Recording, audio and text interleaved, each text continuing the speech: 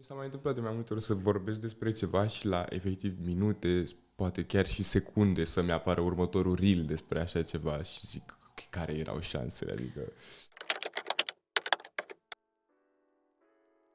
să îți dăm ocazia să te prezinți mai întâi. Ești Alexandra de la Apti pentru noi, hai să vedem pentru publicul nostru. Sunt Alexandra Ștefănescu, lucrez pentru și cu Asociația pentru Tehnologie și Internet deja de câțiva ani buni. Apti în sine are peste 20 de anișori, deci cred că inclusiv poate să bea alcool în cele mai stringente legislaturi. Noi facem pe de-o parte muncă de advocacy în care ne preocupăm de cum este legiferată tehnologia. Pe de altă parte avem și o funcție de watchdog în care ne uităm la cum e folosită tehnologia și ce efecte are asupra oamenilor, asupra societății și cum se îmbină cu drepturile fundamentale ale omului. Și nu în ultimul rând avem și o funcție de educație în care încercăm să explicăm toate lucrurile astea cât mai pe șleau, ceea ce o să încerc să fac și eu acum, și să dăm oamenilor nu doar cunoștințele, ci și potențialul de imaginație să acționeze în cunoștință de cauză și cu autonomie față de tehnologie. Deci oarecum îmbinați educație cu activism, și faceți și cercetare, bănuiesc, pe partea tech și digitală și da. Ce înseamnă drepturi digitale ale omului? Drepturile digitale sunt intersecția dintre drepturile fundamentale ale omului și tehnologia în sine, cum este folosită, cum este vândută, cum este pusă la dispoziția oamenilor și cum ajunge să fie instrumentată în viețile noastre, atât de către companii, de către angajatori, dar și de către guverne, de către forțe de ordine, de către oficii vamale și așa mai departe. Și nu întotdeauna este pace și prosperitate între toate aceste entități. Ok. Știu că una dintre ideile care stau la baza activității voastre este cea de internet liber. Și voiam să întreb cam cum se îmbine această idee cu ce spui tu despre legiferare și cum trasăm linia. Și cum, de fapt, având mai multe norme, ne putem simți mai liberi și safe, de fapt. Prima întrebare e de natură filozofică. Cum se întâmplă libertate și autonomie în contextul în care avem legi și regulamente? Și din punctul ăsta de vedere, au fost filozofi mai deștepți decât mine care au explicat dinamica asta, dar foarte pe scurt, libertatea ta se poate exprima doar în momentul în care simți că ți este posibil și permis să acționezi în lume. Dacă ți-e teamă de violență, dacă ți-e teamă să nu fii ostracizat sau judecat, atunci nu poți să acționezi liber. Din punctul ăsta de vedere, un regulament de ordine, de oricare tip ar fi el, că e legea unei țări sau că sunt principiile după care vă întâlniți într-un grup de afinitate, practic îți garantează ție o situație emoțională și fizică din care să poți să-ți exprimi autonomia, în care să poți să vorbești fără teamă, în care să poți să-ți exprimi opinia chiar dacă, să zicem, ești în minoritate în privința principiilor tale și așa mai departe. Deci, din punctul ăsta de vedere, într-o anumită măsură, legiferarea și aplicarea legilor ne pot permite să înțelegem care este norma minimă de siguranță pentru viața noastră și pe care ne putem baza acțiunile. Și face viața să fie previzibilă, pentru că putem să înțelegem ce este permis, ce nu este permis, ce este sancționat, ce este amendat și așa mai departe. Din punct de vedere al internetului liber, acum, e foarte interesant faptul că la începuturile sale internetul se baza foarte, foarte mult pe cooperarea voluntară a oamenilor. Așa a pornit, de exemplu, Wikipedia, unul din cele mai mari proiecte de cooperare și de voluntariat care există până în zilele noastre și are o reputație excelentă ca fiind o sursă credibilă de informații, tocmai din cauza că ei funcționează și cu niște regulamente destul de stricte legate de cum poți să scrii și să editezi Wikipedia, cel mai cunoscut dintre ele fiind tonul neutru și vorbitul factual și citatul de surse. un lucru cu care noi jurnaliștii manevrăm destul de des prin articolele noastre și o să mergem și în direcția asta cu discuția, să vedem cum noi și mai ales la context îmbinăm zona asta de tehnologie și cu jurnalismul. Să termin răspunsul la întrebare. Deci, la început, internetul a funcționat foarte mult pe cooperare și foarte mult pe exprimarea liberă a oamenilor, atât în chat-uri, cât și pe website-uri proprii. Munca de a găsi conținut interesant pe internet era facilitată și de faptul că foarte multe persoane care publicau bloguri sau site-uri proprii făceau referințe la alte site-uri și așa, din om în om, găseai din ce în ce mai multe lucruri interesante, până când a apărut motorul de căutare, mai întâi Yahoo, apoi Google, înainte de Yahoo au fost și altele, și prin motoarele de căutare am ajuns să găsim informații fără să mergem din om în om. Așa s-a și schimbat foarte mult paradigma asta încrederii, pentru că ajungeai pe un site scris de un om care nu mai era prietenul unui prieten. Deci nu mai aveai factorul ăsta de încredere când ajungeai acolo, era pur și simplu un website pe care vedeai informație și povara de a decide cum să interacționezi cu informația aia cădea mai degrabă pe umerii tăi, în loc să fie distribuită într-o comunitate în care oamenii fac referiri unul la celălalt. Deci e un fel de personalizare, practic, a informației. Exact. Și o depersonalizare a procesului de acces la informație, de fapt. În afară de chestia asta, a mai pornit și fenomenul paralel al rețelelor de socializare. La început, Facebook și alte rețele, MySpace, High Five și așa mai departe, funcționau pe baza conexiunilor dintre oameni. Tu dădeai friend unor oameni și vedeai în feed-ul tău conținut postat de oamenii respectivi. Dacă oamenii respectivi citau conținutul altora, vedeai și conținutul altora și tot așa. Dar în continuare era vorba de o dinamică de comunitate și de legături de încredere, de afinitate, lumea se cam știa și așa mai departe. În momentul în care rețelele de socializare au căpătat algoritmi de recomandare, care s-a întâmplat în timpul vieții mele, probabil și a oamenilor mult mai tineri decât mine. În ce an? Ai idee? Nu știu să-ți spun din păcate. Adică, cred aproximativ așa, nu știu.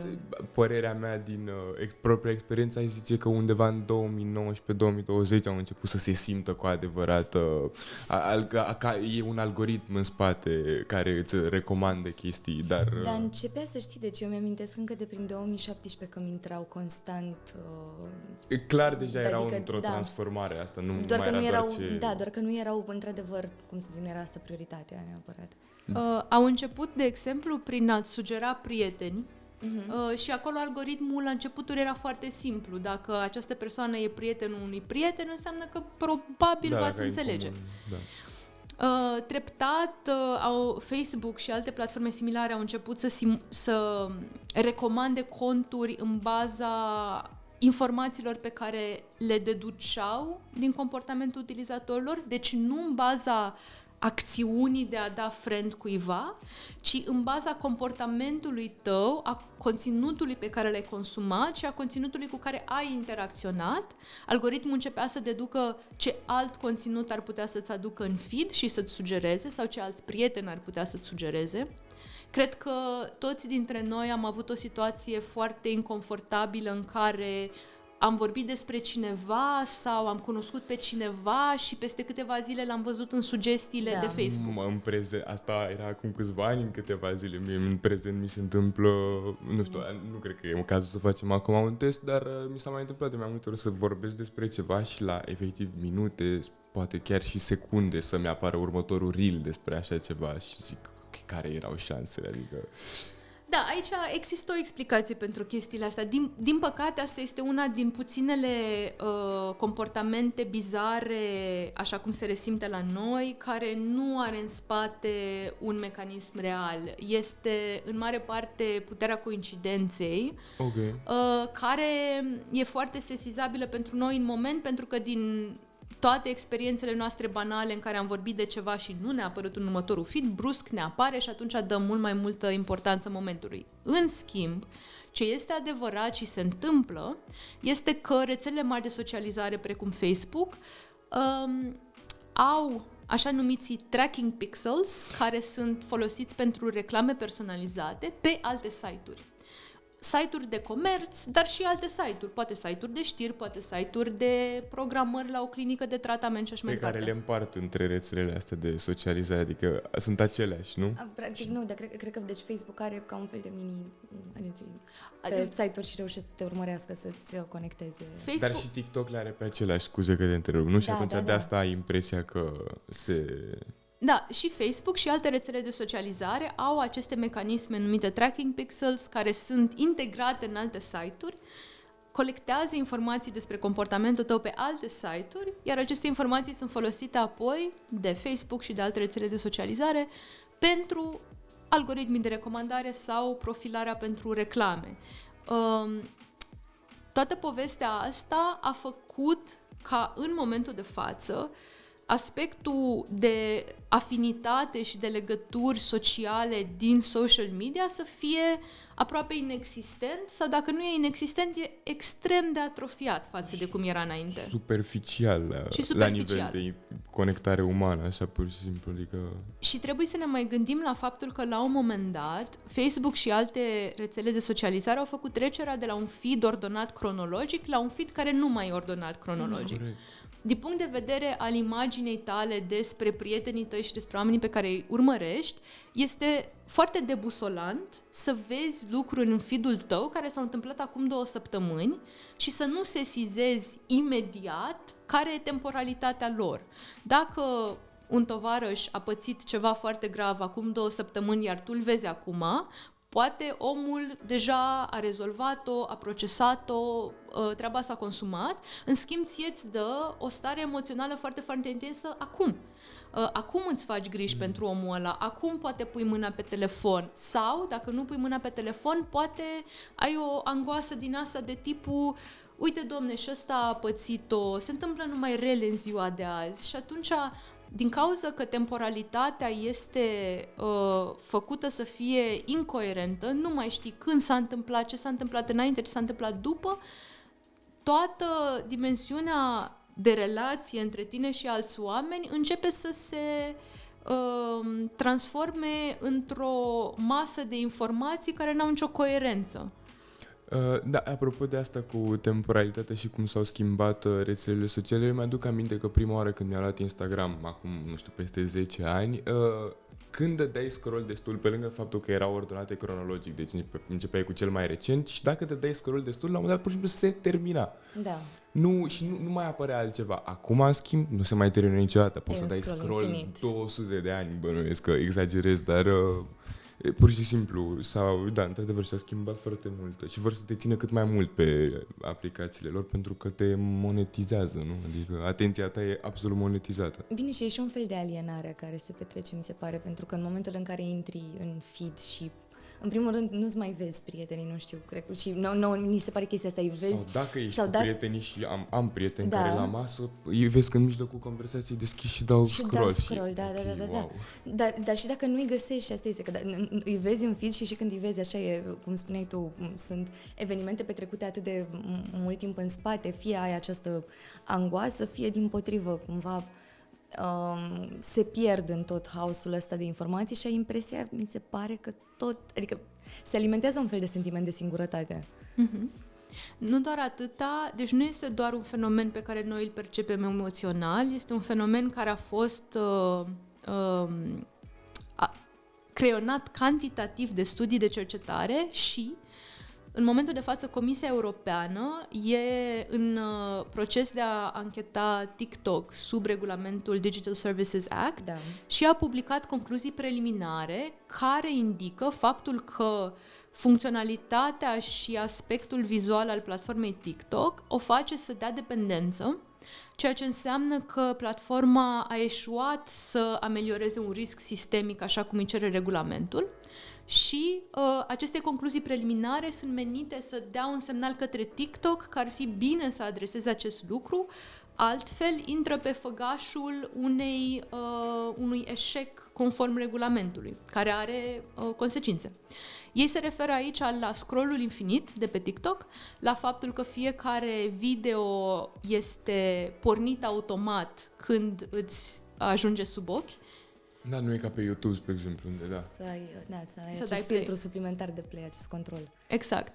Și la oaltă cu toate celelalte mecanisme și aspecte vizuale ale platformei, ele creează această dependență care are efectul erodării sănătății mentale a utilizatorului și nu doar a copiilor, a tuturor utilizatorilor.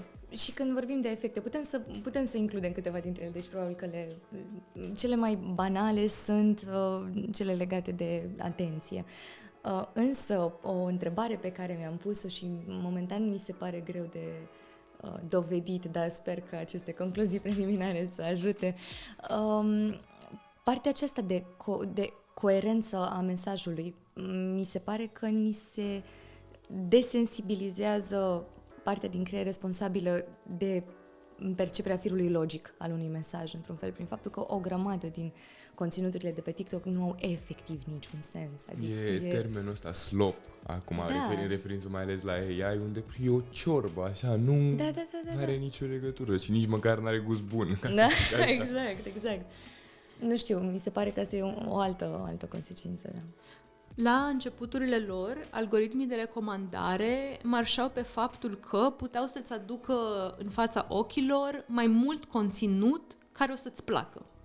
Și atunci motivul pentru care utilizatorii erau invitați să consume conținut recomandat de algoritmii de recomandare, de exemplu, să dea friend persoanelor recomandate, era fix faptul că acest conținut era curatoriat să fie pe placul lor de către algoritmi. În momentul de față, inclusiv din studiul cantitativ pe care Asociația pentru Tehnologie și Internet l-a făcut în contextul alegerilor prezidențiale din 2025, O să vorbim mai mult despre acel studiu, așa. am văzut faptul că algoritmul de recomandare a împins sub ochii voluntarilor noștri care au colectat date aproape la fel de mult conținut pentru care ei nu au exprimat nicio preferință. Ei au exprimat o preferință doar urmărind conturile oficiale ale candidaților, deci nu profilul lor personal, nu paginile de partid, nu grupuri de susținere, doar profilul oficial de candidat. De pe fiecare platformă pe care am analizat-o, am analizat Facebook, Instagram și TikTok și totuși, pe parcursul colectării, ei au văzut aproape la fel de mult conținut de la conturile personale ale unor oameni. Ceea ce este foarte amuzant, pentru că TikTok, în raportul oficial pe care l-au lansat cu privire la alegerile europene, a scris că ei au propagat și au amplificat mult mai mult conținutul venit din surse oficiale. Ori, sincer, datele empirice contrazic asta. Într-un sens, au făcut asta, dar într-un mod destul de defectuos, pentru că unul dintre cei 4 voluntari care a făcut colectarea de date și-a setat contul să fie contul unei persoane sub 16 ani, iar pe platforma TikTok, în ziua de dinaintea celui de-al doilea vot de prezidențiale, turul 2, Turul 2 mai 2025. Turul deci 2 în care noi am votat. Ok, da. Deci nu înapoi, da, celălalt. Turul 2 înainte. Înaintea turului 2 din 2025, de la prezidențiale, această voluntară a văzut în feed-ul de TikTok 80% conținut politic. Ziua de dinaintea turului este ziua de liniște electorală, da. în care noi suntem conștienți că ar fi fost destul de greu pentru platforme de socializare să întrerupă orice mesaj politic, dar să ajungi la 80%, care era și un maxim pe toată perioada de colectare, să ajungi la maxim în ziua de liniște electorală, pe un cont care este de minor și care nu a exprimat niciun interes politic, fiindcă acest cont a urmărit doar pagini de educație și de gaming. Deci să ajungi în situația asta pentru noi a fost un nonsens total, pentru că la vârsta de 16 ani nu există nicio magie care să te facă eligibil să votezi mâine. Da. Deși și acum, da, nu putem să știm dacă sunt interesați sau nu neapărat copii de 16 ani din ziua de azi, dar da, prin faptul că nici măcar nu pot vota, te întrebi care e motivul. E o scăpare de sub control a algoritmului sau e ceva mai concertat, ca să spun așa. Nu încerc să pornesc o conspirație, dar ridică întrebări serioase despre comportamentul acestor aplicații. Mm-hmm. Aici noi am problematizat un pic această concluzie pentru că noi nu credem că o persoană de 16 ani trebuie protejată de conținut politic. Dimpotrivă, orice dezbatere pe teme de societate, de democrație, de participare civică, trebuie să fie accesibilă. Dar să nu fie necat în conținut. În primul rând, era disproporționat de mult conținut într-o perioadă în care noi ne-am fi dorit să vedem măcar un mecanism minim de atenuare a volumului și, în al doilea rând, conținutul din timpul campaniei electorale e un conținut politic foarte specific. E un conținut polarizat, adică este fie extrem de laudativ despre un candidat, fie extrem de critic la adresa altora. Este un conținut foarte emoțional, pentru că emoțiile sunt critice în campania electorală. Și mesajul politic e drept că este unul emoțional în ultima vreme și populist în sine și atunci nu trebuie să apelezi la coarda asta emoțională. Și, ca atare, aceste persoane care chiar au o vârstă la care nu pot vota, văd conținut asupra căruia ei nu pot acționa. Și mie mi se pare, și aici bănuiesc că am putea găsi inclusiv în literatura de specialitate niște unghiuri similare, că în momentul în care ți se livrează un conținut extrem de emoționant, extrem de plin de vervă și de plin de angoasă, iar tu nu poți să faci nimic în privința lui, fiindcă tu nu poți să votezi. Nu, frustrările tot se acumulează și te fac să acționezi în alte feluri. Exact. Exact. Adică putem să sperăm la o situație în care aceste persoane minore vorbesc cu părinții lor și procesează împreună cu părinții lor angoasa de moment, dar eu mi-aș dori foarte mult ca platformele de social media, prin algoritmii lor, să reușească într-un mod mult mai consecvent și mai vizibil, empiric, să curatorieze experiența de consum de conținut pentru persoanele minore, să se țină în adevăratul sens al cuvântului de ameliorarea riscurilor sistemice. Bine, pentru că altfel vorbim de o radicalizare pe termen mai lung. Acum au 16 ani, peste 2 ani vor vota și gândește câtă frustrare poți să acumulezi și către ce sfere ești împins de acest conținut. E hilar că dacă persoana aceasta ar fi fost reală, ar fi fost o persoană de 16 ani, peste 2 ani chiar ar fi votat. Da. Din punctul ăsta. Avem alegeri. Și ai pus o întrebare bună despre ce sfere este împins. E aleatorie sau cine plătește mai mult? Că mai e și chestia asta. Algoritmii de recomandare și algoritmii de țintire a reclamelor nu știm exact cum sunt implementați, pentru că amândouă fac parte dintr-un cod care nu este public și care este proprietatea intelectuală a companiilor respective. Noi nu avem acces la acești algoritmi, dar vedem niște efecte și atunci putem să deducem niște chestii. Pentru algoritmii care livrează publicitate personalizată, acești algoritmi selectează audiența lor în baza unor criterii. Criteriile pot să fie de vârstă, de locație, din care sunt conturile, de nivel de educație, de alte categorii speciale, de stare de sănătate, profesional și așa mai departe. Aici, reclama pe care o vezi, deci, este în mod cert curatoriată în baza unor proprietăți ale tale, care fie sunt foarte, foarte specifice, fie sunt extrem de largi. Pot să fie suficient de largi, precum persoana care a terminat liceu. Okay. Și atunci toată lumea care a terminat liceu poate vedea o reclamă. în privința algoritmilor de recomandare nu suntem la fel de siguri cum funcționează și care sunt semnalele după care se ghidează. Dar avem niște studii cantitative. În afară de studiul nostru, care a arătat că preferința exprimată direct de utilizatori nu are o pondere pe cât de mare credem noi că are. Cum se numește studiul și în ce perioade, ca să știe lumea să îl caute dacă dorește? Studiul se numește Cine ce vede. Ok. Este publicat la noi pe site, pe apti.ro. A scris și redacția Context despre acest studiu și el este disponibil integral în format PDF pentru oricine își dorește să-l citească la oaltă cu toate graficele pe care le-am generat din date. Și foarte interesant și mi-a plăcut foarte mult și avem și noi publicate pe site mărturia uneia dintre voluntare, cea care a avut contul cu vârstă declarată de 16 ani sau sub 16 și e dramatic. Și cred că e foarte important de spus că noi în continuare, dacă cineva își dorește să continue un studiu similar, noi am publicat metodologia pe care am urmat-o și putem, în cazul în care cineva își dorește, să punem la dispoziție toate datele pe care le-am colectat.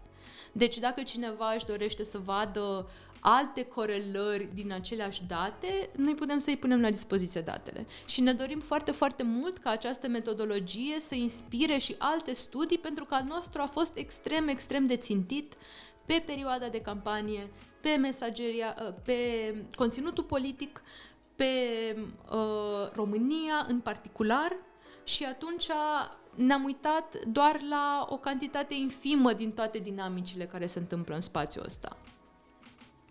Ok. Să vorbim puțin și despre AI. La Apti, ce poziție aveți față de AI în prezent? Cum vi se pare că este implementat, cel puțin la nivel de societate românească? Mai ales că aș contextualiza puțin aici, pentru că discutăm de perioada electorală și am fost la un summit recent unde s-au întâlnit tech guys cu consultanți politici.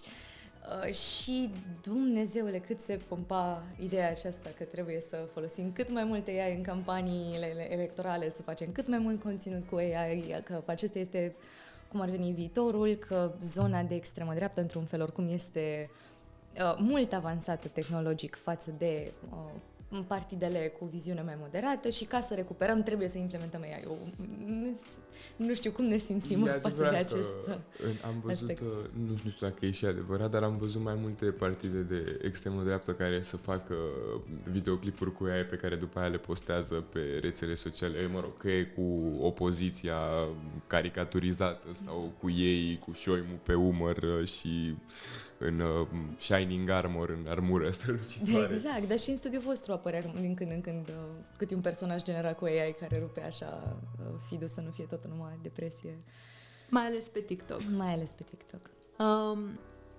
Noi la Asociația pentru Tehnologie și Internet am publicat materiale educaționale care au strict rolul de a contextualiza inteligența artificială. De exemplu, am vorbit despre cum funcționează, dar și ce repercusiune are asupra societății. Avem un extrem, extrem de bun dintr-un articol de jurnalism despre gig work și gig economy, în care era acest citat care spunea: dacă AI-ul e atât de deștept, de ce se comportă ca un arbitru corupt?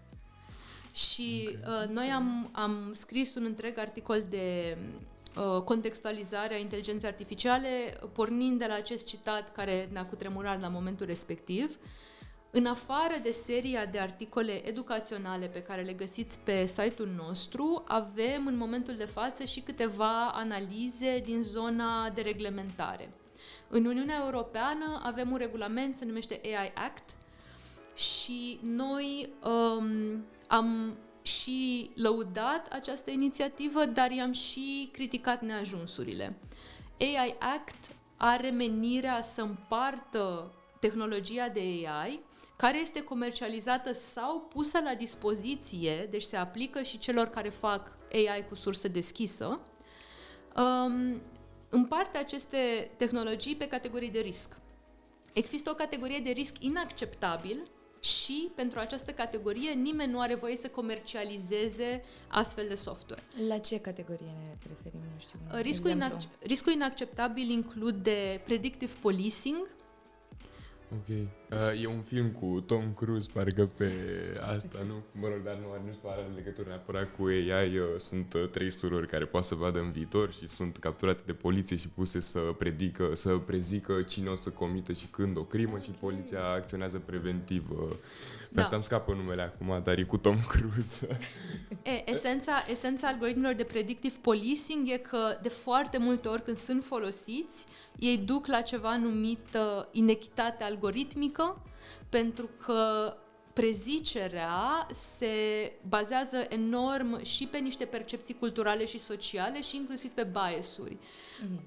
Din cauza că sunt anumite categorii sociale care sunt mult mai reprezentate, de exemplu, în bazele de date care descriu criminalitatea, acești algoritmi învață că acea categorie socială, dacă o pot detecta într-o persoană, este automat corelată cu o posibilitate ridicată de a comite o crimă, ceea ce este absurd când îl formulăm ca atare.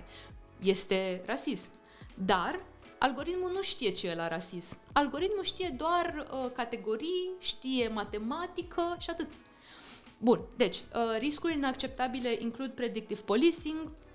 Dar, apropo de asta cu predictive policing, ce părere ai, spre exemplu, nu știu dacă în prezent mai este implementată sau se mai plănuiește implementarea. În Spania, spre exemplu, la un moment dat, când te duceai să depui o plângere la poliție, o tastai într-un calculator care după aia era trecut printr-un robot, nu mi-aduc aminte dacă era cu AI sau nu, dar cred că da, care filtra oarecum plângerile inutile cu care polițiștii n-ar mai trebui să-și bată capul de cele serioase și mai verificabile. Era un prim filtru. Aici se încadrează tot la predictive policing sau e un pic altceva? Și zona asta ar merita explorată. Este altceva, în sensul că aici o persoană descrie o problemă care deja există sau despre care este teamă că urmează să existe și atunci nu vorbim de prezicerea criminalității, ci vorbim pur și simplu de evaluarea unei situații în spiritul legii. Este act penal, este contravenție, se încadrează la vari lucruri care sunt ilegale în locul respectiv. Chiar și aici eu văd o mare problemă, tot din punctul de vedere al inechității algoritmice, pentru că acel algoritm care filtrează plângerea trebuie să poată să fie auditat.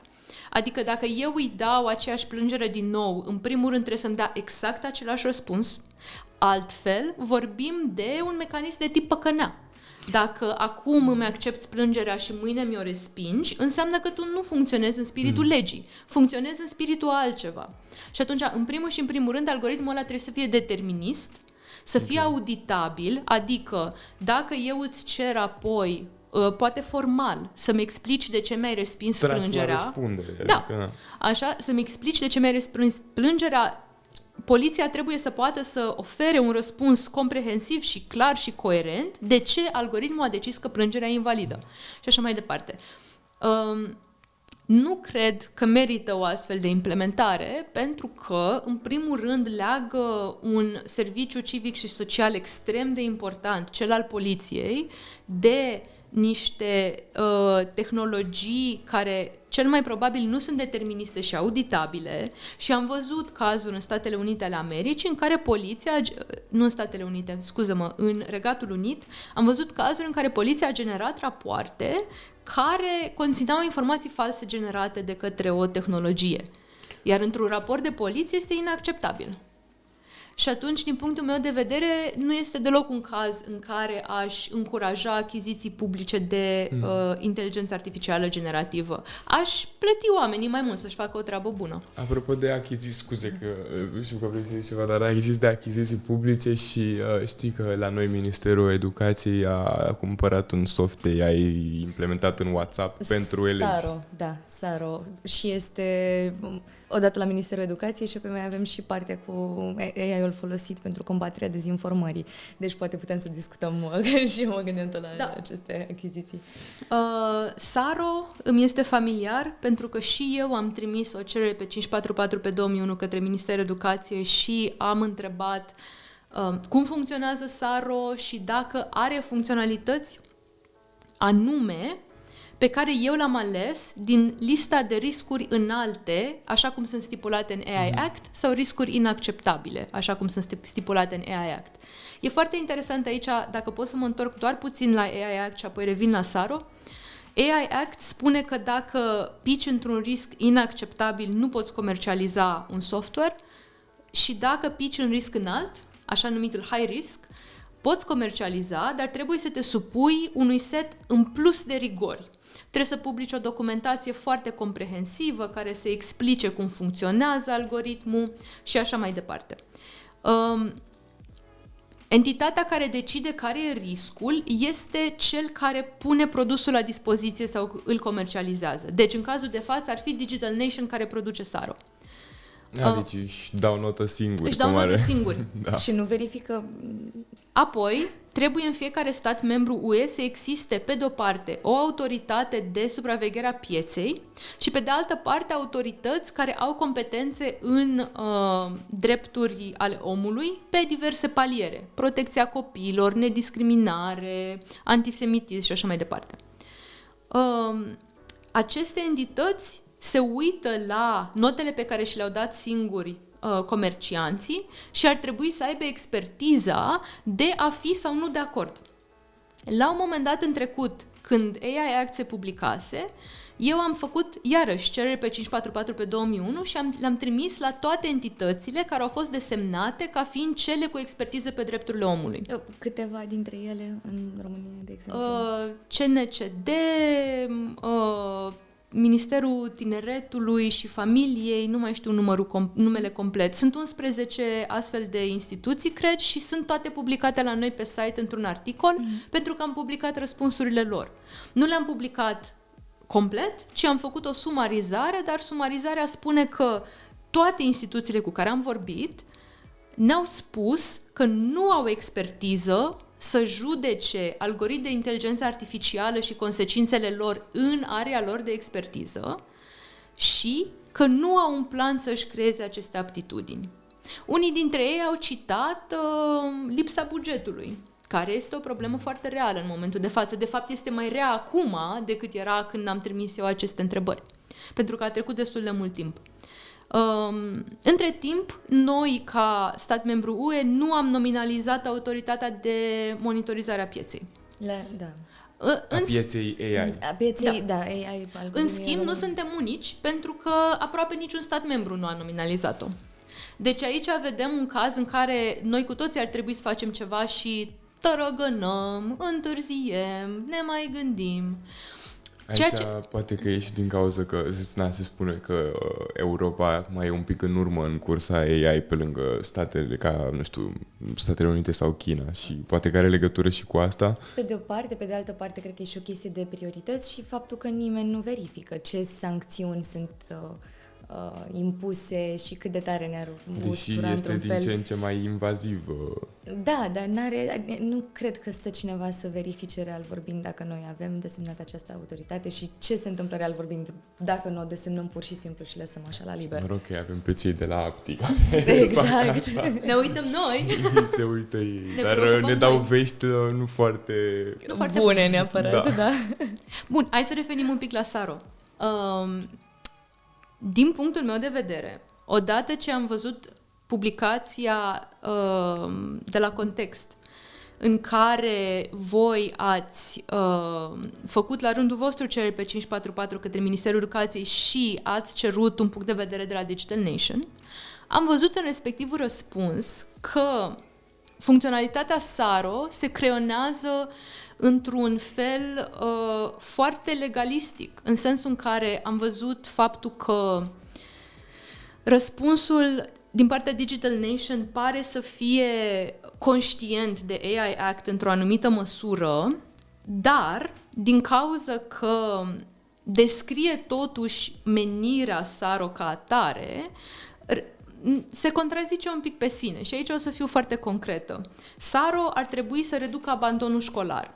Abandonul școlar nu este un lucru detectabil într-un om. Nu se aprinde niciun beculeț într-o persoană când e pe cale să abandoneze școala. Deci nu e măsurabil sau cuantificabil. Nu poți să iei probă de sânge ca să măsoare abandonul școlar. Și atunci el este o stare corelată din mai multe indicații. Din punctul ăsta de vedere, ca să măsori abandonul școlar, ar trebui să poți să măsori niște factori calitativi a interacțiunii cu o persoană. Starea emoțională, interesul față de anumite subiecte. Cât de mult îl preocupă școala, cât de mult îl preocupă alte întrebări și așa mai departe. Ei bine, în răspunsul Digital Nation, ei creionează o narațiune cum că Saro nu poate face procesarea emoțiilor.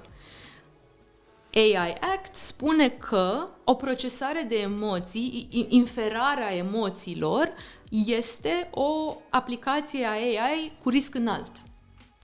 Și atunci, înțeleg din acest punct de vedere legalistic afirmația Saro nu poate să facă asta. Dar mă face să mă întreb cum măsoară abandonul școlar.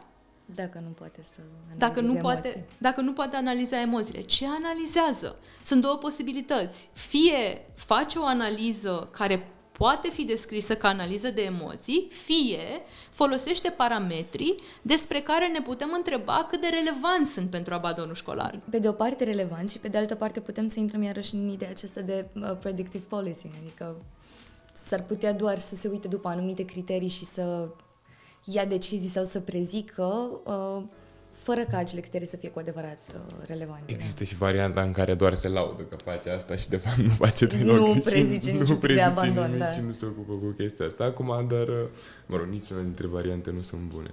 Aș mai reveni puțin la Digital Service Act și la toată partea aceasta de moderare a conținutului, pentru că se leagă cumva și de primul punct pe care l atinseserăm, granița aceasta între libertate și legiferare. Și știu că voi ați avut totodată o luare de poziție referitor la CNA în aprilie 2025 și la felul în care moderează conținutul video, de exemplu. Și cam, dacă asta ar fi problema, unde trasăm granița între libertate de exprimare și moderarea conținutului, cam care e direcția în care ne îndreptăm atât în România cât și la nivel european? Și cum se deosebește de cenzură, de fapt? Practic, moderare versus da. cenzură. Că Exact. moderarea poate să fie bună și când cade de partea cealaltă a cenzurii, clar ne atacă drepturile. În primul rând, noi nu suntem într-o lume în care moderarea funcționează bine și ne punem problema dacă vrem 20 de grame sau 70 de grame de moderare de conținut. Suntem în lumea în care moderarea de conținut în sine se supune motivului, se supune factorului politic și factorului de profitabilitate. Adică, sunt nenumărate studii care arată faptul că platformele moderează un anumit tip de conținut și permit unui alt tip de conținut, care ar contraveni și el politicilor platformei, să rămână pe platformă. Deci un fel de dublu standard pentru... Vedem un dublu standard, vedem momente în care, din motive geopolitice sau din motive de urmărire a profitului, companiile care dețin rețele de social media acționează disproporționat la moderarea de conținut, adică vor încerca să șteargă orice urmă a unui anumit conținut și să-l amplifice pe altul. Vedem aici cazul platformei TikTok, care funcționează în Statele Unite ale Americii, așa cum funcționează ea acum, că a fost preluată de o mână de persoane extrem de influente și bogate, printre 50% care... au cumpărat americanii, nu? Da. Da. Nu știu exact care e proporția, dar în momentul de față, în Statele Unite, TikTok funcționează cu alți algoritmi față de TikTok care funcționează pentru noi. Și atunci aici, am văzut deja afirmații cum că TikTok-ul care funcționează în Statele Unite se aliniază cu un anumit discurs geopolitic. în momentul în care vezi asta, discuția nu mai poate să fie despre libertate de exprimare versus moderare de conținut, pentru că moderarea de conținut nu e previzibilă și nu este uniformă. Atunci putem vorbi de măsura în care platformele care filtrează conținutul pe baza unor aplecări politice sau unor datorii de a se supune unei voințe politice, în ce măsură aceste platforme sunt platforme pe care noi vrem să ne desfășurăm prieteniile, să ne desfășurăm conexiunile, să flirtăm, să ne căutăm un job și așa mai departe, pentru că aceste platforme nu ne moderează conținutul în mod uniform, ci ne judecă într-un standard politic, în primul rând, și apoi, poate, dacă sunt îngăduitoare, moderează și conform unor politici mai uniforme. Deci aici nu vorbim în momentul de față de o discuție filozofică unde începe libertatea și unde se termină legea, pentru că nu în lumea aia trăim. Am fi putut să discutăm despre asta acum vreo 7 ani, 8 ani, în care moderarea de conținut începea să prindă formă, se profesionalizau niște oameni ca și moderatori și aici e foarte important de notat că toate marele companii de social media au avut echipe de moderare de conținut cu oameni profesionalizați și cunoscători ai limbii și ai contextului local. Pentru că altfel îți moderează conținutul un om care înțelege toate nuanțele limbajului, când faci bășcălie și când e pe bune și așa mai departe. Toate aceste companii și-au redus drastic personalul de moderare de conținut sau l-au dat afară pe tot. Și încă mai Musk a pornit trendul ăsta, nu? Când a cumpărat X, știu că el era faimos că, nu știu, în prima zi și-a dat afară o grămadă de oameni, printre care și echipa de cenzură o numea el. Și Meta înainte a început să trimită memo-uri către echipa de moderare de conținut, să fie mai îngăduitori. Eroziunea se întâmplă de ceva vreme și eu cred că din cauza profitabilității, aceste echipe niciodată nu au făcut parte din acea bucată din companie care îți garantează profit, ci erau mai degrabă privite ca un fel de must have, dar nu... Că ne obligă legea. Exact. Ne obligă legea și îi tolerăm atâta timp cât nu ne dăunează prea tare. Bine, și într-un fel mi se pare interesant, Meta a trimis aceste memo-uri, dar TikTok, de exemplu, nici măcar nu cred că mai era nevoie să trimită toate aceste memo-uri, câtă vreme moderatorii de conținut sunt, pur și simplu lucrează într-un ritm absolut epuizant și în mod evident ești mult mai desensibilizat, nu mai stai să fleguiești atâta conținut, pentru că doar nu... E aproape inuman să consumi atâta content și să stai să... Hai să revenim un pic la DSA.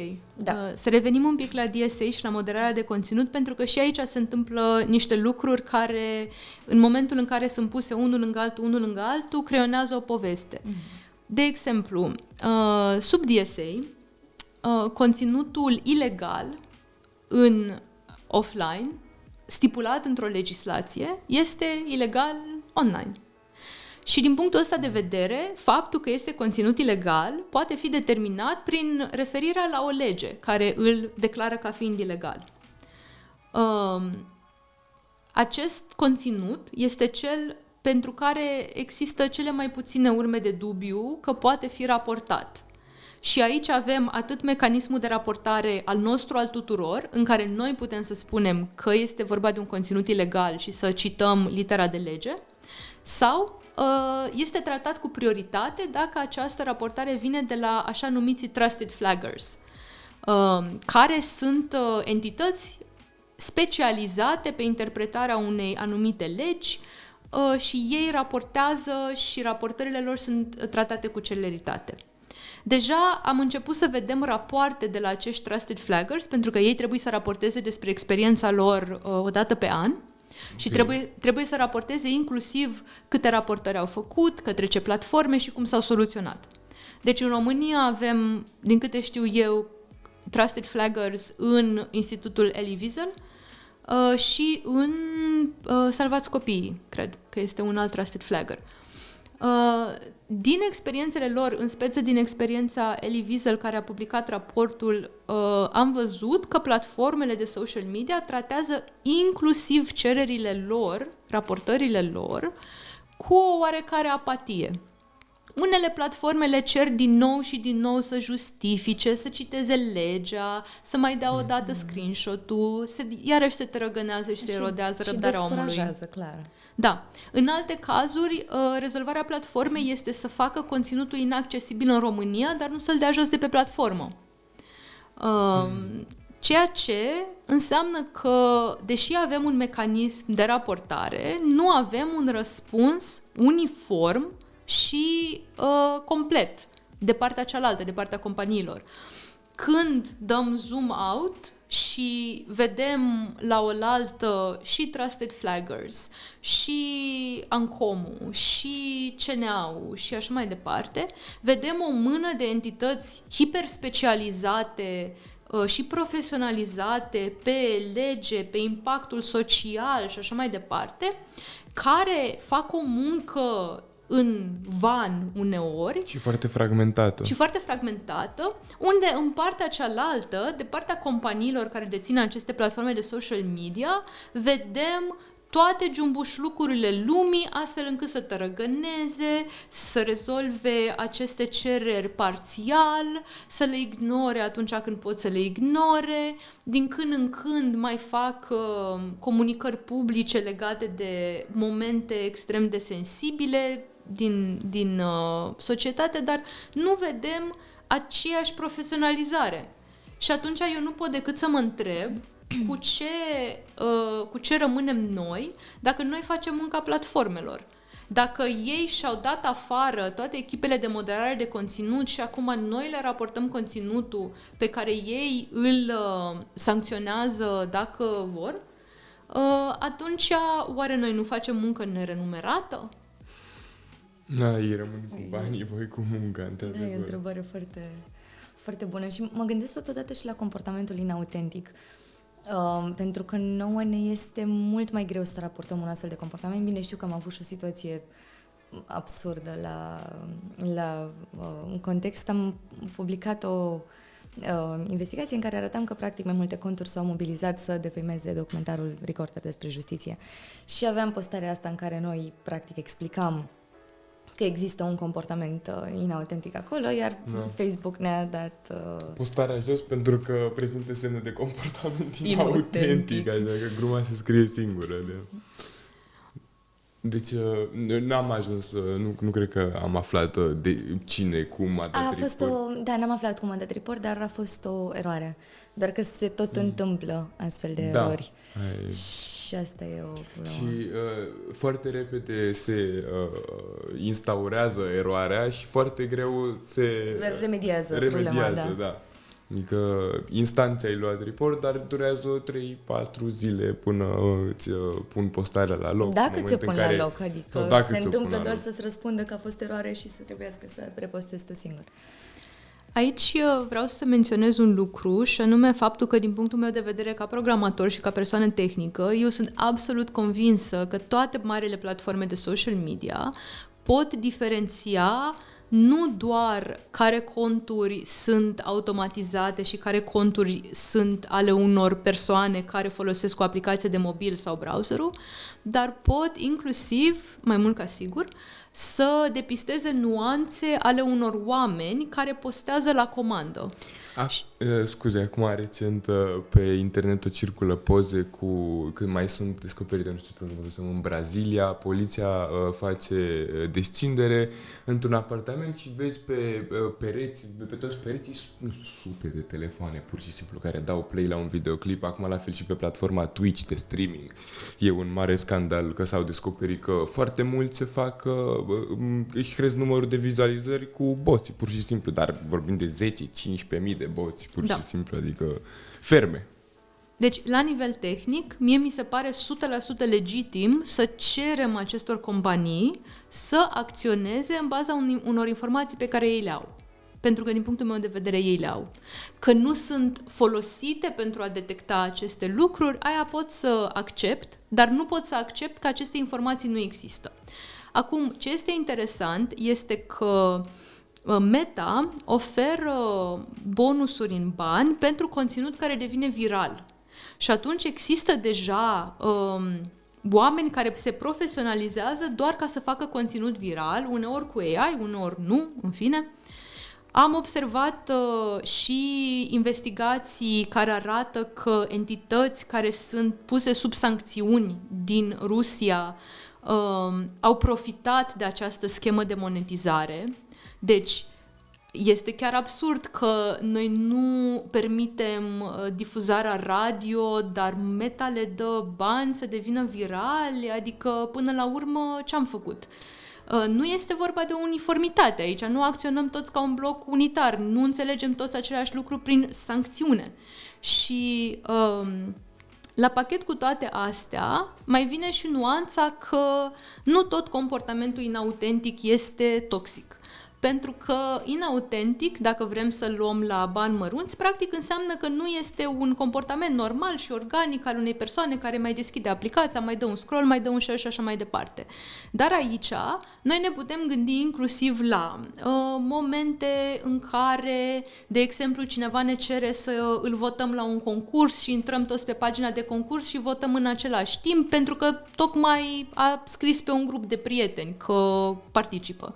Ăsta e inautentic, că în niciun alt moment din viața ta nu intră 70 de oameni pe același site. Dar nu e nici ilegal și nici toxic. Dar nu creează o bulă, oare? În sensul în care dacă companiile care plătesc ca reclama lor să ajungă în față dau bani crezând că au avut atâtea vizualizări, doar că, nu știu, 40% sau 30% sunt boți. În timp, nu o să se spargă bula asta, că ei tot o să plătească bani, dar de fapt nu o să aducă mai mulți cumpărători pentru că ei au plătit niște boți să se uite la reclamele lor și mi se pare periculos pe termen lung. Într-adevăr, nu s-ar întâmpla pe termen scurt, dar pe termen lung, la un moment dat... Da, ar fi interesant să... Cine o să mai cumpere produsele? Și de fapt o să ajungem ca în teoria internetului mort, nu? Dead internet theory, unde... Și eu sunt foarte curioasă despre investigații legate de frauda în reclame personalizate, dar nu le plâng de milă, cum să zic. Da, în același câtă vreme alegi să investești resursele și să-ți marketezi produsul pe astfel de platforme, îți asumi cu anumite riscuri. Revenim un pic la conținutul inautentic coordonat. Deci, nu orice conținut inautentic coordonat, din punctul meu de vedere, trebuie tratat ca fiind un lucru ilegal, sancționabil. Aici, cred că trebuie să acționăm cu mult mai multă nuanță și să ne definim mult mai clar care e scopul pe care vrem să-l îndeplinim. Și este foarte, foarte similară situația asta cu situația dezinformării. Pentru că și dezinformarea, așa cum e folosită ea în discursul despre legiferare sau despre politici de moderare, este presupus a fi același lucru pentru toată lumea care aude cuvântul. Și nu este adevărat. Și atunci, ce văd eu, este o militarizare a acestor termeni, pentru că încep să fie descriși ca și niște acțiuni quasi militare. E vorba de un inamic, e vorba de un pericol național, e vorba de o interferență, o manipulare, un lucru de care trebuie să ne apărăm, cam cum ne-am apărat de drone, bombe și alte dezastre. Da, și intră în grila atacurilor hibride, practic, da. Și atunci, ce mi-e mie foarte, foarte teamă este că, pierzând orice fel de nuanță, noi o să riscăm să intrăm cu bocancii în niște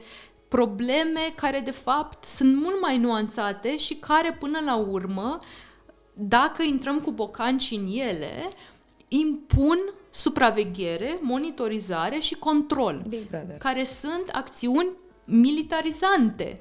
Adică dacă noi în momentul de față ne punem problema de educație media și de sensibilizare la lucruri de tipul cine a scris articolul, cine este persoana care a scris, unde lucrează, lucrează la compania care a produs chestia despre care scrie sau este o persoană care are imparțialitate față de subiectul respectiv. Deci dacă noi acum discutăm nuanțe din astea, în momentul în care se militarizează discursul despre informare și dezinformare, vom discuta doar despre control, despre supraveghere, despre necesitatea de a ne sacrifica libertatea și viața privată de dragul protecției și mie mi-e foarte, foarte teamă că dacă repetăm aceste cuvinte pe nemestecate, fără nicio contextualizare și fără nicio nuanțare, pur și simplu hrănim abilitatea unor structuri de monitorizare și control să acționeze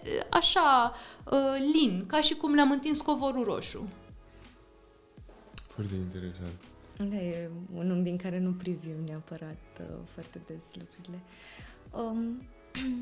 Păi hai să, pentru încheiere, că te-am și întrebat înainte să începem, tu ai lucrat pentru OCCRP, rețeaua din care face parte și Context.ro. Spune-ne puțin cum a fost pentru tine să lucrezi în OCCRP. L-am întrebat și pe Atila Biro de la ultimul episod, așa că aflăm ce ai făcut. Spuneai că ai un proiect pe care l-ai transferat în altă parte, acum vorbește, te las pe tine să povestești.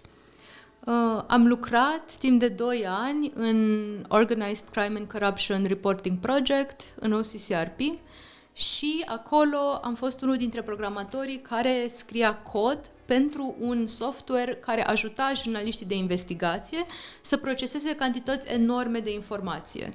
Pentru că în momentul în care, de exemplu, un jurnalist primește de la o sursă sau de la o entitate oficială de stat o cantitate mare de informație, 10 de PDF-uri, este o muncă sisifică să treci prin toate manual și atunci acest produs numit Aleph, care avea sursele deschise și care putea să fie folosit de către oricine, fără să ceară voie de la OCCRP, Aleph ajuta jurnaliștii de investigație să găsească, de exemplu, ce nume sunt menționate în date, dacă sunt menționate IBAN-uri sau numere de telefon sau adrese de e-mail. Deci butonul acela minunat de cross-referencing este și datorită ție. Minunat. Exact. Mulțumim. Mie și echipei care a scris Aleph pe parcursul a mai mult de un deceniu, de fapt.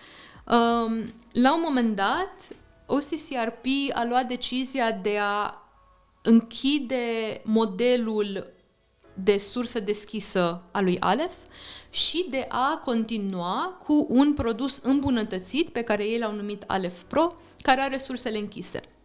Eu am fost angajată acolo ca și dezvoltator de cod cu sursă deschisă, care este un principiu de la care eu nu mă dezic și atunci, în momentul respectiv, am luat decizia de a pleca.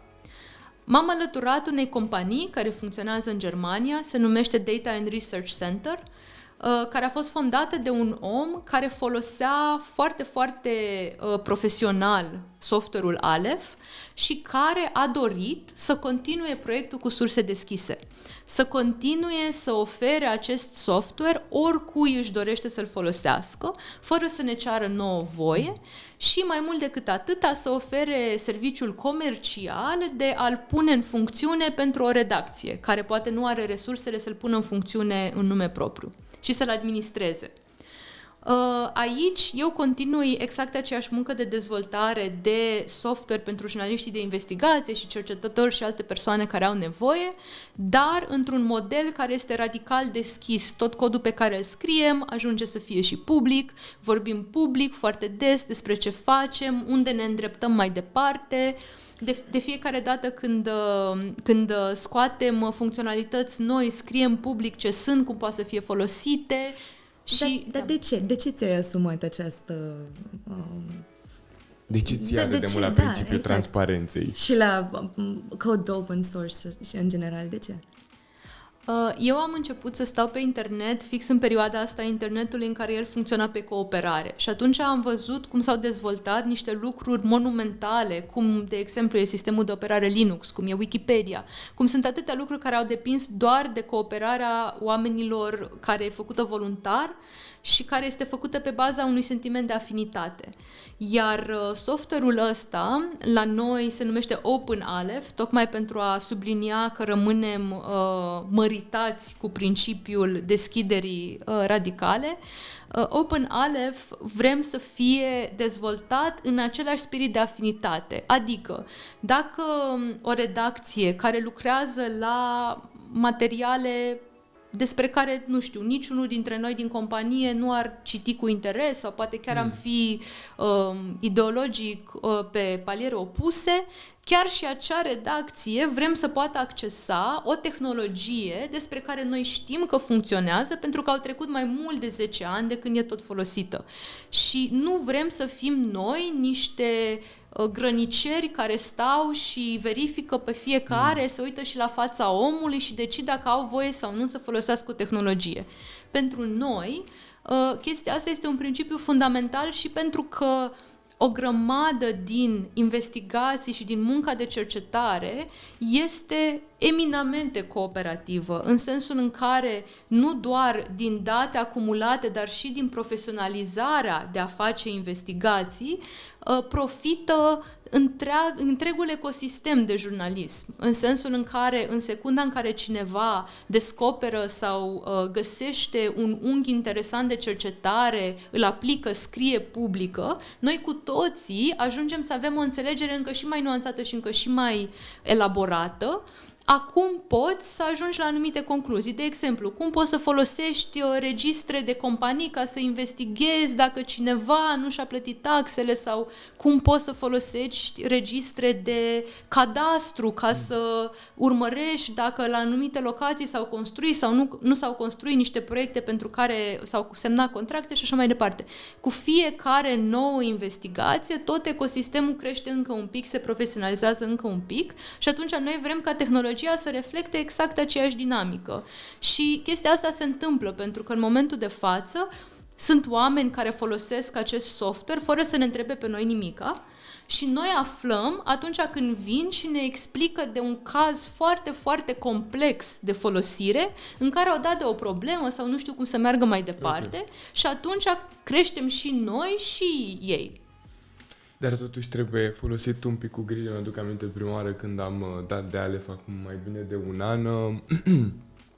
Știu că eram foarte fascinat de cum adică pot să bag un număr de telefon sau un cont de bani să-mi apară toate informațiile. Mi se părea așa o putere foarte mare în niște mâini foarte neglijente, să zic așa. Nu că aș fi eu neglijent, dar îmi puneam întrebarea că, domnule, astea în mâinile cui nu trebuie, adică ai acces la un număr mare de informații destul de sensibile, unele chiar. Mm-hmm. Și cum vă asigurați că totuși nu e folosit în scopuri rele? Noi avem o politică de securitate foarte strictă, inspirată chiar din dorințele a multe redacții de investigație de a avea datele pe care ei le încarcă în OpenAleph stocate într-o locație sigură pe teritoriul Uniunii Europene, cu protecții de securitate foarte stringente, sau chiar într-o zonă pe care o controlează ei. Din punctul ăsta de vedere, pe partea de securitate a datelor, tehnologia în sine este construită pentru a asigura că datele nu ajung magic în alte părți, nu cad din server și așa mai departe. Pe de altă parte, noi suntem de părere că tehnologia nu poate să rezolve totul și atunci, pentru zona în care folosirea lui OpenAleph face tranziția de la curiozitate la profesionalism, ne încredem foarte, foarte mult în redacțiile de investigație că își vor crea un spirit, un ethos în care toată lumea înțelege cum poate fi folosită o astfel de unealtă. Sunt și niște mici lucruri în tehnologia în sine care îi ajută. De exemplu, datele urcate pe platformă pot fi arătate unor conturi, dar nu unor alte conturi. Dacă nu poți să vezi un întreg volum de date, atunci când cauți, nu vei primi informații din acel volum de date. Dacă creezi tu un volum nou de date, doar tu îl poți vedea până când alegi explicit să-l arăți și altora și așa mai departe. Deci astea sunt niște mici funcționalități care se regăsesc în tehnologie, dar peste toată asta vine etica profesională a unei redacții, pe care noi o susținem și o încurajăm, dar nu putem să scriem cod pentru ea. Da, într-adevăr. apti.ro, context.ro, foarte multe chestii interesante pe site-urile noastre și invitata noastră de astăzi, Alexandra Ștefănescu. Mulțumesc și eu că m-ați primit.